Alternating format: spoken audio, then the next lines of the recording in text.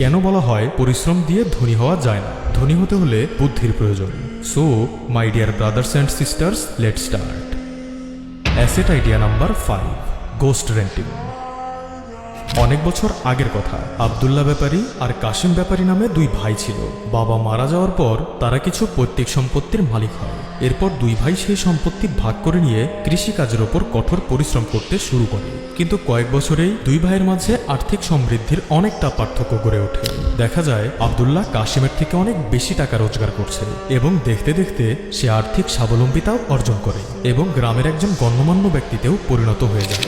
ব্যাপারটা এতটাই দ্রুত ঘটে যেন মনে হয় আব্দুল্লাহ কোনো গুপ্তধনের সন্ধান পেয়েছে। আসলে গুপ্তধন কিছুই না, মূলত সে সেই যুগেও একজন অক্ষরজ্ঞানহীন মানুষ হওয়া সত্ত্বেও ছিলেন ফাইন্যান্সিয়ালি এডুকেটেড পারসন।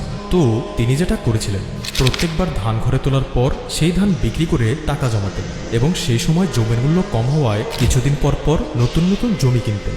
এভাবে যখন একটা সময় তার জমির পরিমাণ অনেক বেড়ে যায়, তখন তিনি সেই অতিরিক্ত জমিগুলো গ্রামের অন্যান্য চাষিদের চাষ করার জন্য বর্গা দিতেন।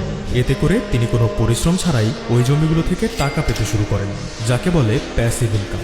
এরপর তিনি আবারও সমস্ত জমি থেকে আসা টাকা দিয়ে নতুন আরেকটি জমি কিনতেন এবং টাকা দিয়ে টাকা বানাতেন।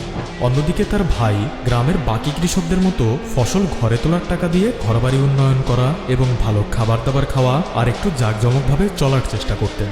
তো তাদের এই ভিন্ন মাইন্ডসেটের কারণেই আজ আব্দুল্লাহ ব্যাপারী একজন গ্রাম প্রধান এবং কাশিম ব্যাপারী সাধারণ একজন কৃষক। জানলে অবাক হবেন, এটি সত্য একটি ঘটনা, আমার নিজের এলাকায় ঘটেছে।